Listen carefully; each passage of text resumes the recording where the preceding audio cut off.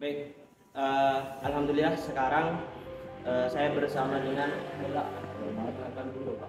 Nama saya Herman Sudansa, kepala UPT Museum Keraton Sumenep. Sebagai kepala UPT di Museum Keraton. Nah, kami ini Pak dari mahasiswa magang yang bertepatan di kantor Ladang Menggunakan Sumenep. Yang saya tanyakan di sini Bapak, kapan semenjak adanya Museum Keraton Sumenep? Keraton Sumenep, karena yang keraton yang sekarang ada ini adalah keraton peninggalan dari Diponegoro atau dan dilanjutkan oleh Panembahan Sumolo. Ini dibangun oleh Panembahan Sumolo pada tahun 1702 yang arsitekturnya itu dari Cina, dibangun dari Tiongkok. Arsitekturnya sendiri itu dari luar Pak? Dari luar. Tapi juga ada yang dari masyarakat Sumenep. Makanya dari itu bisa dilihat dari motif. Dari motifnya itu ada campur tangan Cina, barang-barang yang Madura, ini kan Jawa, dari dan Eropa. budaya-budaya yang ada di Madura dan khususnya di Sunda. Nah, barang-barang di sini Pak pengambilannya itu bagaimana?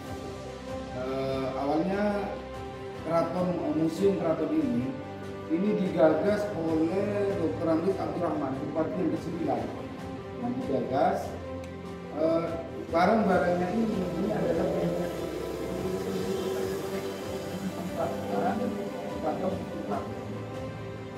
dari hasil dari ini kalau dari ceritanya dibakar dari hasilnya itu untuk fakir miskin dan anak yatim. Juga yang saya baca-baca di artikel Pak, barang yang dimuseumkan di sini yang paling terkenal yaitu Al-Quran besar gitu, karangan. Kalau memang di banyak terkenal di YouTube, di konten-konten itu banyak terkenal. Memang ini adalah Al-Quran besar. Boleh dikata orang tuh mengatakan ini Al-Quran raksasa. Tapi sebenarnya ini adalah Al-Quran baru yang dibuat pada tahun 2005 oleh timnya Ibu Yati, santrinya Kiai Haji Ramdun Sirot. Ini dikerjakan selama 6 bulan. Kalau Al-Quran yang karya dari Sultan Abdurrahman yang ditulis dan menurut cerita pintuturnya itu ditulis dalam waktu semalam, itu ada di dalam keraton. Al-Quran tulisan tangan Sultan Abdurrahman. Yang ditulis satu malam. Iya, banyak orang di konten-konten banyak yang dikira ini adalah karya dari Sultan Abdurrahman. Salah. Sebenarnya bukan. Sebenarnya bukan. Nah, untuk yang karangan Sultan Abdurrahman itu Pak, gimana ceritanya Pak? Karena dulu itu bukan seperti zaman sekarang yang ada sinar penerangan. Itu apa? Itu kalau dari menurut ceritanya pada zaman dulu memang tidak ada penerangan, tapi dia memakai lampu, kalau bahasa Madura lampu conglet. Itu. Yang dipegang seperti ini. Iya, betul. Dari ceritanya dari hitamnya itu kadang-kadang itu dibuat tinta, dicampur dengan bahan-bahan kita dari alam. Dari itu dari ceritanya sih. Iya. Dari itu. Mungkin yang bisa lanjut ke barang-barang. Iya. Ini adalah replika kereta kencana yang dulunya pernah dinaiki oleh Arya Wiraraja. Pada saat itu Arya Wiraraja yang diasingkan oleh Kertanegara dari Singosari dan mendirikan keraton di Batu Putih. Tapi keratonnya sirna. Hanya tinggal keratonnya Tirtonegoro yang dilanjutkan Saud dan Panembahan Sumolo. Ini adalah keraton satu-satunya keraton yang masih berdiri kokoh di Jawa Timur. Kalau yang lain kayak Mojokerto di Majapahit hanya tinggal puing-puing saja. Fondasi-fondasinya aja yang tersisa. Ini Pak, meja juga apa yang ada? Kalau ini meja memang peninggalan dan ini khas Eropa. Ini peninggalan dari para peninggalan. Kalau ini adalah pengantin contoh baju pengantin kapuk tren. Itu khas sekarang atau memang khas? Memang khas dulu karena Sumenep itu memang mirip dengan Solo karena pada waktu itu Sumeneb masih berada di bawah naungan Mataram. Ya, dan masih ada silsilah, masih ada ikatan keturunan. Dan ini adalah contoh pakaian lege.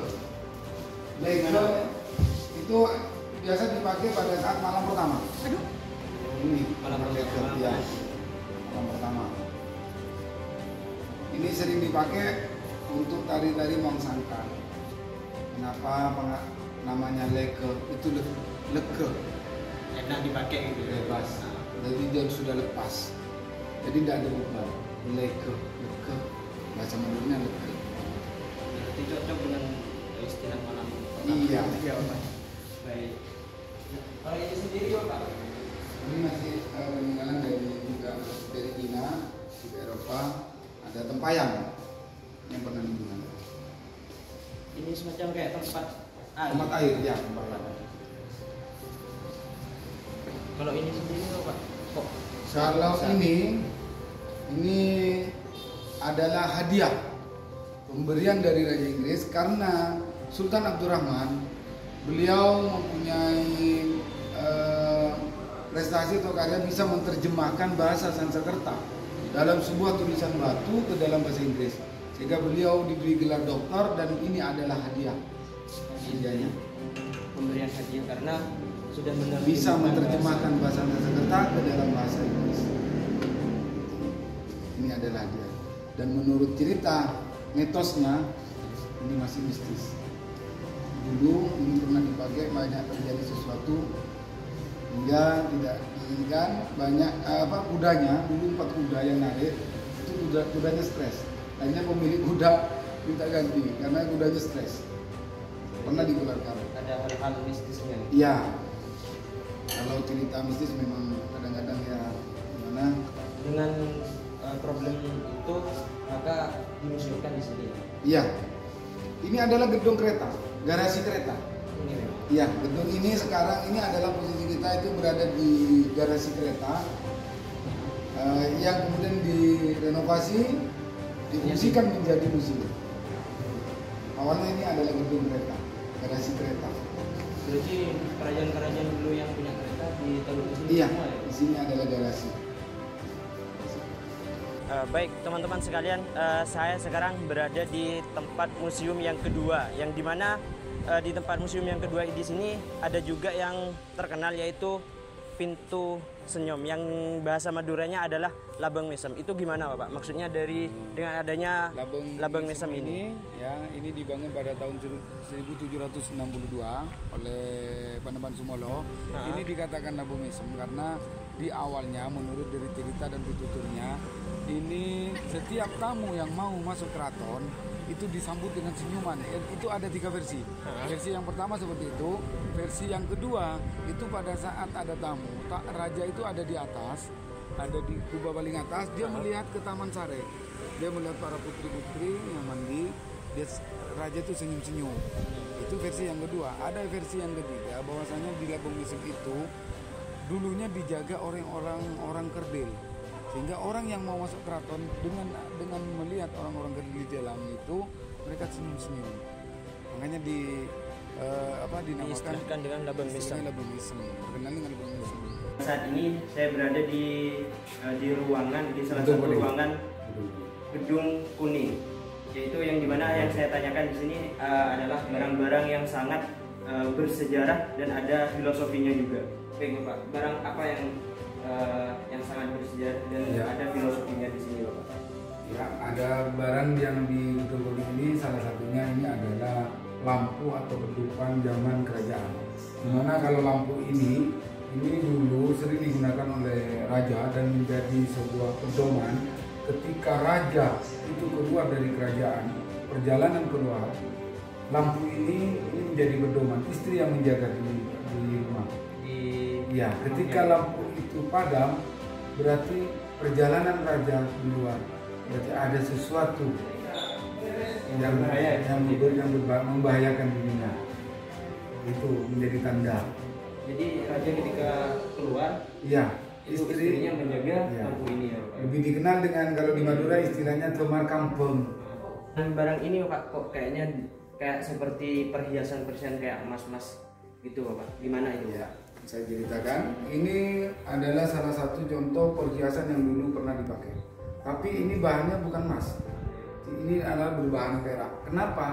Pada zamannya Sultan Abdurrahman, raja saja, beliau tidak memakai mahkota yang terbuat dari emas. Karena filosofinya, menurut beliau, tutupnya, menurut beliau, kenapa mahkota tidak memakai emas? Karena apa? Dirinya tidak ingin dunia itu berada di atas dirinya. Maksudnya gitu. Makanya beliau hanya memakai belangko. Seorang raja yang memakai mahkota dari belangko, bukan emas. Malah sandalnya itu yang dari emas. Yang ada emas mahkota emas. Gitu. Berarti meskipun seorang raja tapi dia tidak Iya. ingin menampakkan kerajaannya. Iya, makanya ketika Duniawi berkunjung aja. ke Jogja, Nah, Raja Sumenep itu yang paling disegani adalah Sultan Abdurrahman. Karena tidak memakai perhiasan. mahkota emas, malah sandalnya yang disegani. Ketika dia masuk, sandalnya yang diamankan dulu oleh para penggawa-penggawa dari Jogja. Itu menurut cerita. Al-Quran ini ditulis pada tahun 1811. Nah, ini tulisan tangan dari Sultan Abdurrahman. Ini dibuat menurut ceritanya itu dibuat pada selama dalam waktu 12 jam semalam. Itu malah ya. Ya, ini merupakan ikon Sumenep.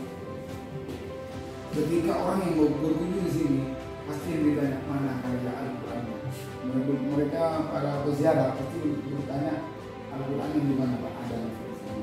Yang ditanyakan adalah bagaimana itu? Iya, Yang pertama adalah Al-Quran Al-Quran. dan juga Taman Sari. Taman Sari.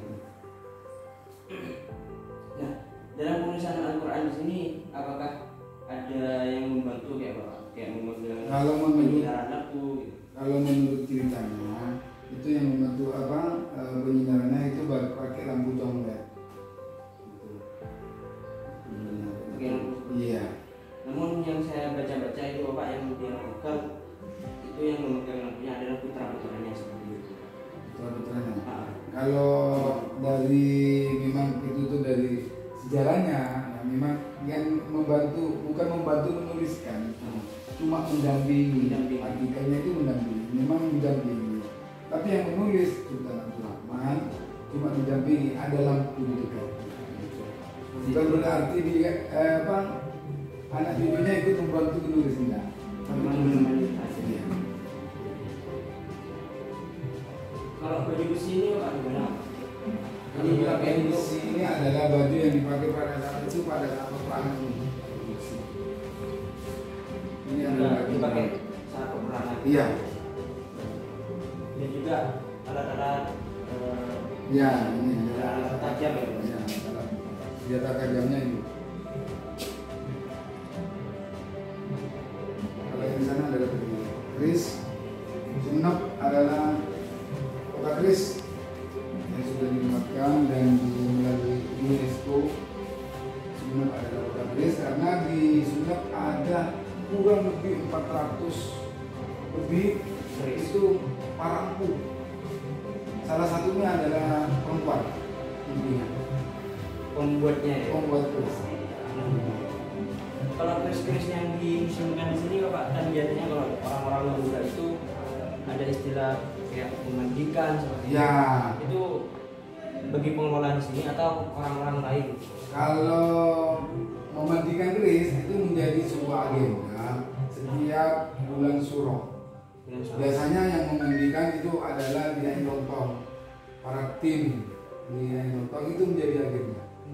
Saya kira yang punya kerabat sendiri yang Iya, yang dimandikan itu keris dari keraton dibawa ke sana dimandikan di Ain Lontong. Karena dulunya dari ceritanya memang keris-keris keraton itu kalau dimandikan di sana. Ain Lontong itu tempat memandikan keris. memandikan keris. Iya. Kalau kerisnya itu yang terkenal, itu yang pertama yang terkenal itu hanya dua. Sebenarnya ada tiga. Yang pertama itu adalah keris yang namanya Megantara. Itu punya raja Punya sendiri. Panuban Sumolo, punyanya Bintang Laut. yang pada saat itu dari ceritanya Nugantara itu dibuat oleh Peter Shaw pesan kepada salah satu empu. Belum selesai keris itu, beliau meninggal dunia.